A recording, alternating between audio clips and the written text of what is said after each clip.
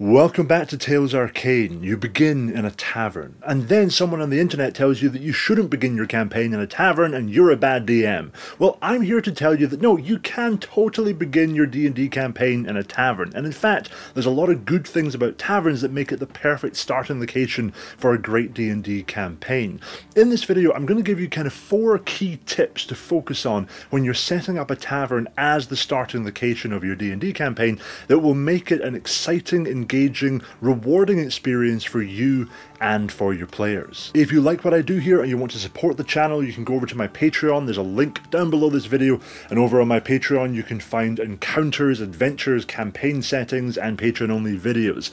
If you don't want to go onto Patreon, you can just like and subscribe here, and that's also greatly appreciated. Now, let's talk about taverns. First, a little context. Why are taverns a popular starting location for D&D campaigns, and why do they also catch a lot of flack? Well, firstly, the positives. Taverns are places where strangers mingle and meet, so it's the perfect location for your players to start their adventure. They might not know each other, but they all end up in the tavern at the same time and are drawn into an adventure together.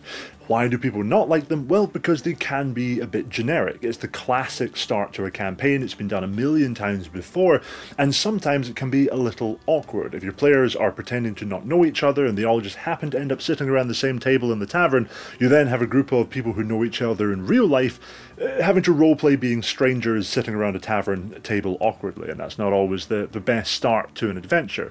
However, I think if you implement the 4 tips in this video, you're going to have a much better time making the most of a D&D tavern start without having the negative. So, what do you need? First thing you need is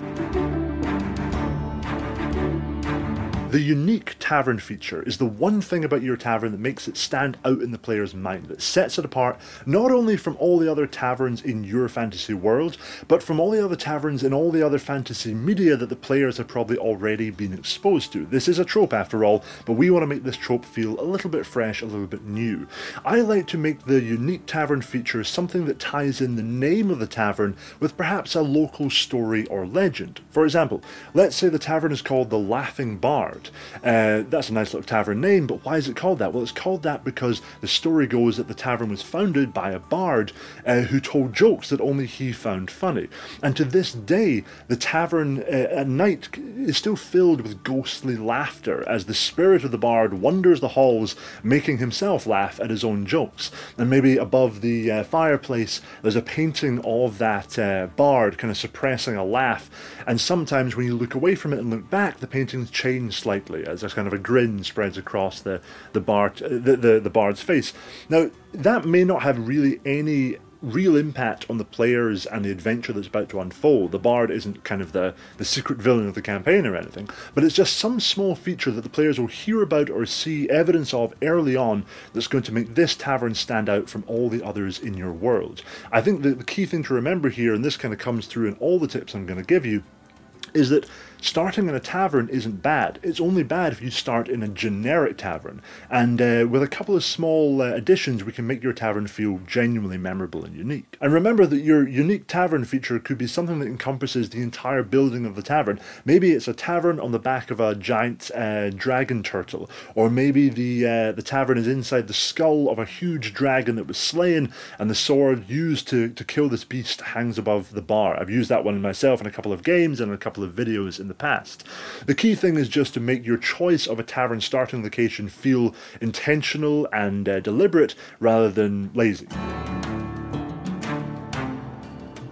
The next thing we need is the Tavern Keeper. The Tavern Keeper is the NPC who brings this whole location together and might be the very first NPC that your players are ever interacting with in the campaign. So we want to make this NPC stand out. We don't want to just have some dude in an apron with a rag in one hand and a glass in the other. That's fine maybe 10 taverns into the campaign, but for that first tavern, we want this guy to stand out. So usually for this, I try to think of 2 features, one a physical feature and one a personality or a backstory feature. So a physical feature might be as simple as a very distinctive scar, very unusual hair or jewellery, or something a little bit more unusual, like for example a tavern keeper might be a gnome, and perhaps they bought this tavern over from humans, and all the furniture and the bar are all designed for humans. Gnomes are obviously much smaller, so maybe this gnome has crafted very long wooden sticks stilts and sort of rollicks around the tavern on these constantly tipping over on these long wooden stilts,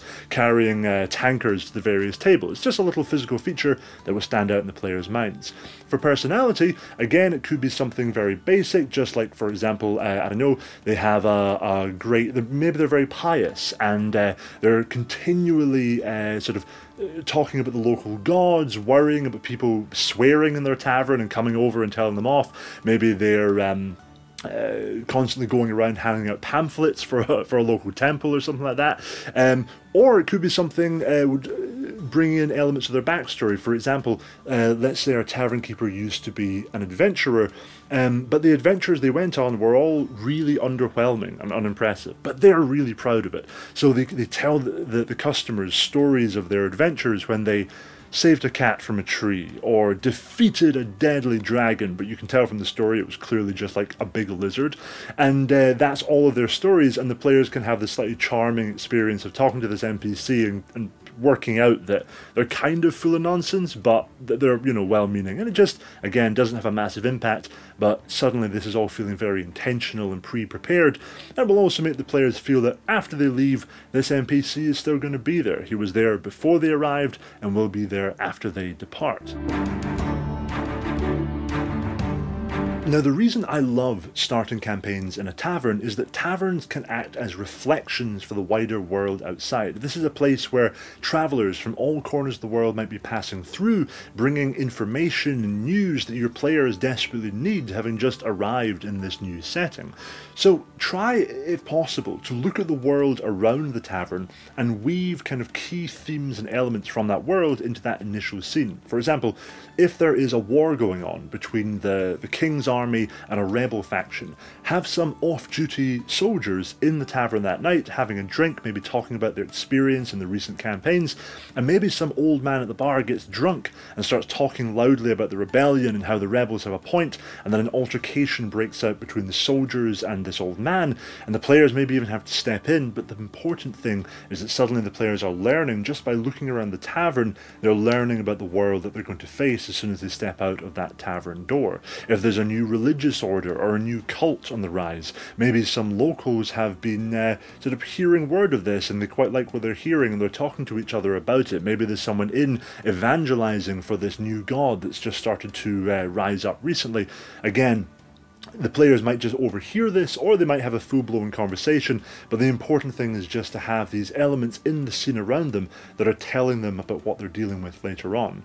You've presumably already worked out some of the kind of key beats and adventure themes that are coming up in the later campaign, and while not all of those themes will be woven into the central narrative that the players are dealing with, if you know that the players are probably going to end up, say, dealing with the huge army of hobgoblins that you're going to have invade a couple of sessions from now, well, have a couple of people in the tavern, a couple of merchants talking about the fact that, you know, it's getting really dangerous up north because hobgoblins are massing on the border, and that conversation is just going on, and then a couple of sessions from now the players are going to see evidence of the hobgoblin army on the move, and they go, oh yeah, we heard about that back at the tavern, this has been brewing for a while. It just makes the world feel a bit more real, and it's a great moment for foreshadowing. This works regardless of how big or small the overall campaign scope is. You might have the entire campaign set in a city like Waterdeep. Maybe it's all about the criminal gangs and the criminal underworld, corrupt police officers, kind of a noir thing.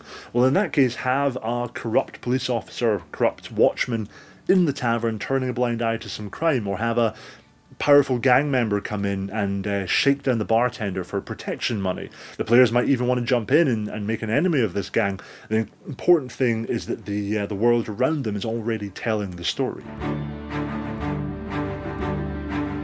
We now come to, I think, the most important tip in this video, and that's to, in a tavern start or in any start, get to the action as quickly as possible. A tavern is only awkward if you leave the players for too long role-playing uncomfortably around their starting table. If the players are new to their characters, maybe they're even new to D&D or role-playing in general, they might be a little uncomfortable role-playing.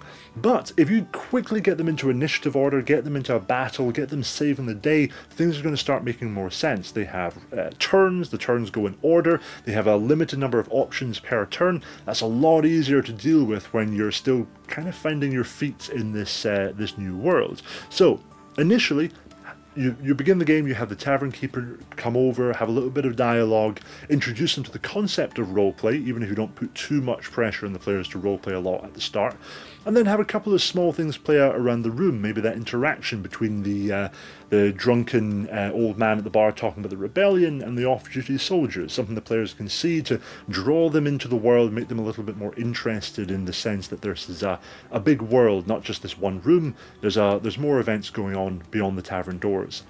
But then, I'd say within the first 10 minutes, get to the action. The door bursts open, zombies flood into the room, an airship crashes through the ceiling, a fire breaks out in the kitchen, and the players have to put it out. Get the players into initiative order and give them a chance to save the day, and suddenly that awkwardness is going to be gone. When the fight is over, they can look around at each other and say, hey, we all just saved this place, and that kind of gives us a natural bonding moment, and now we're no longer strangers, we're people who fought beside each other, even if we don't know each other's backstories. I think the important thing to remember in a tavern is that it's only boring if you allow the players to sit there and do nothing in a generic tavern. If the players have started off, they've met an interesting NPC Tavern Keeper in an interesting tavern with some unusual characters playing out themes from the world around them, and then the door of the cellar bursts open and a drunken troll runs out carrying a big jug of wine and throwing hands. That's a fantastic start to a campaign, and I don't think any player after that experience is going to turn around and say, oh god, I wish we hadn't started in a tavern. And that is the video. Thank you so much for sticking around, and if you did stick around all the way to the end of the video, then I've got some exciting news for you. I've just quit my job, or rather I've given my notice, and I'm leaving at the end of December, which means that as of January 1st, 2024, I will be a full-time D&D content creator, which is absolutely terrifying, but thanks to the people over on Patreon, it's absolutely financially viable for me now, and so we're going to do this. It's been a bit of a kind of a content drought recently, just because I've been very busy, with my full-time job, soon to be my ex-full-time job, and with a big piece I've been working on for Patreon that's going up later this month, this November. But very soon you will have more content than you know what to do with, because I will be just doing this full-time. So more Patreon content, more short-form videos, long-form videos. I've got a lot of plans, so I will be seeing you a lot in the coming months.